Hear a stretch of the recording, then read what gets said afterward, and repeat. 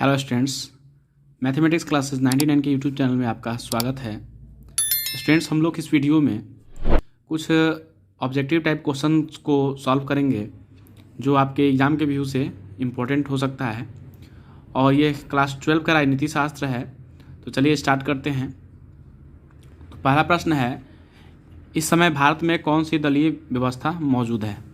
इस समय भारत में कौन सी दल व्यवस्था मौजूद है? ऑप्शन ए है एक दलीय व्यवस्था, ऑप्शन बी है द्विदलीय व्यवस्था, और ऑप्शन सी है बहुदलीय व्यवस्था, और ऑप्शन डी है कोई नहीं।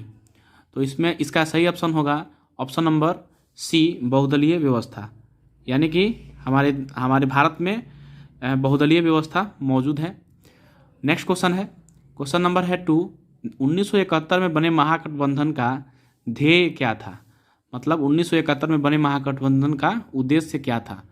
ऑप्शन ए है गरीबी हटाओ, ऑप्शन बी है इंदिरा हटाओ, ऑप्शन सी है क्षेत्रीय गठबंधनों का उदय, और ऑप्शन डी है दलों में अनुशासनों का अभाव। तो 1971 में जो गठबंधन बना था उसका उद्देश्य था ऑप्शन बी इंदिरा हटाओ। ठीक है, तो ऑप्शन नंबर बी इसका सही आंसर होगा। नेक्स्ट क्वेश्चन है, क्वेश्चन नंबर 3। किन्हें वामपंथी पार्टियों की कोटि में रखा जा सकता है? किन्हें वामपंथी पार्टियों की कोटि में रखा जा सकता है?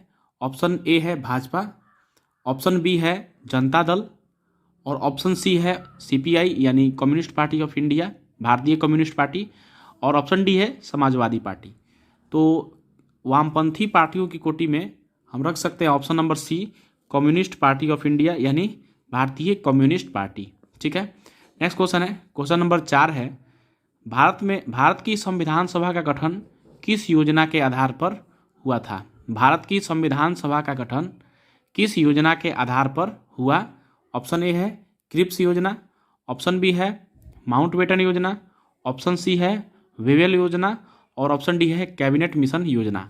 तो भारत की संविधान सभा का गठन कैबिनेट मिशन योजना के तहत के आधार पर किया गया था। तो ऑप्शन डी इसका सही आंसर होगा, कैबिनेट मिशन योजना। नेक्स्ट क्वेश्चन पे आते हैं, क्वेश्चन नंबर 5 है, संविधान निर्मात्री सभा के उद्देश्य प्रस्ताव किसके द्वारा प्रस्तुत किया गया था? संविधान निर्मात्री सभा में उद्देश्य प्रस्ताव किसके द्वारा प्रस्तुत किया गया था?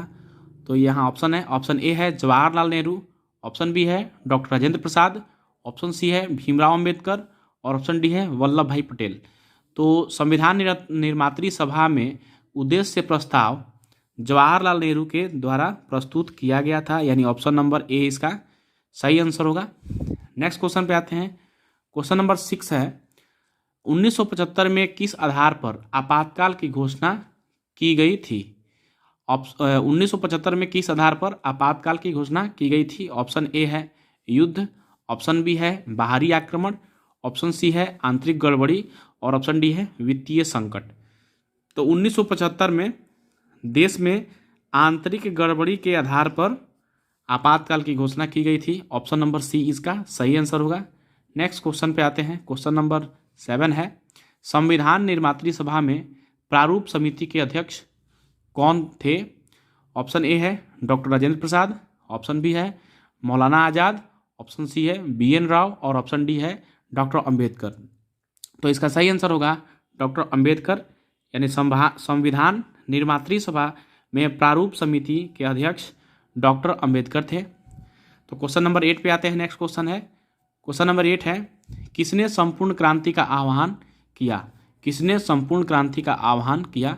ऑप्शन ए है इंदिरा गांधी, ऑप्शन बी है JP नारायण यानी जयप्रकाश नारायण, ऑप्शन सी है मोरारजी देसाई, और ऑप्शन डी है चौधरी चरण सिंह।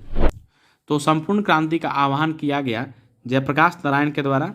ऑप्शन इसका बी सही आंसर होगा। नेक्स्ट क्वेश्चन पे आते हैं, क्वेश्चन नंबर 9 है, भारतीय नागरिकों को कितने मौलिक अधिकार प्राप्त हैं?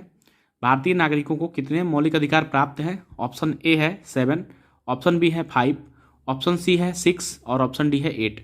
तो भारतीय नागरिकों को 6 मौलिक अधिकार दिए गए हैं, प्राप्त हैं, यानी ऑप्शन नंबर सी इसका सही आंसर होगा।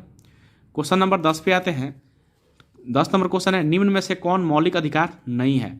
निम्न में से कौन मौलिक अधिकार नहीं है? ऑप्शन ए है समानता का अधिकार, ऑप्शन बी है शोषण के विरुद्ध अधिकार, ऑप्शन सी है धार्मिक स्वतंत्रता का अधिकार, और ऑप्शन डी है संपत्ति का अधिकार।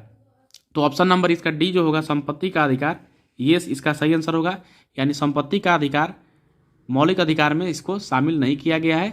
ये पहले संपत्ति का अधिकार था, लेकिन इसको हटा करके कानूनी अधिकार कर दिया गया। नेक्स्ट क्वेश्चन पे आते हैं। नेक्स्ट क्वेश्चन 11 नंबर है, कानून का समान संरक्षण, ये जो वाक्य है कहाँ से लिया गया है, किस देश से लिया गया है। ऑप्शन ए है अमेरिका, ऑप्शन बी है ब्रिटेन, ऑप्शन सी है कनाडा और ऑप्शन डी है ऑस्ट्रेलिया। तो इसका जो ऑप्शन ए है अमेरिका, इसका सही आंसर होगा। कानून का समान संरक्षण, ये जो वाक्य लिया गया है वो अमेरिका से लिया गया है। नेक्स्ट क्वेश्चन और लास्ट है, वयस्क मताधिकार से तात्पर्य है। वयस्क मताधिकार से क्या तात्पर्य है। ऑप्शन ए है 18 वर्ष के वयस्कों को मताधिकार, ऑप्शन बी है 21 वर्ष के सभी नवयुवकों को मताधिकार, ऑप्शन सी है जनसंख्या के सभी वयस्क स्त्री पुरुषों को मत देने का समान अधिकार, और ऑप्शन डी है अपने प्रतिनिधियों को चुनने का अधिकार। तो इसका ऑप्शन जो ए होगा करेक्ट आंसर होगा 18 वर्ष के वयस्कों को मताधिकार। यानी वयस्क मताधिकार से क्या हमको तात्पर्य है, क्या हम इससे समझते हैं। तो वयस्क मताधिकार से मतलब है 18 वर्ष के वयस्कों को मत देने का अधिकार, यानी वोट देने का अधिकार है।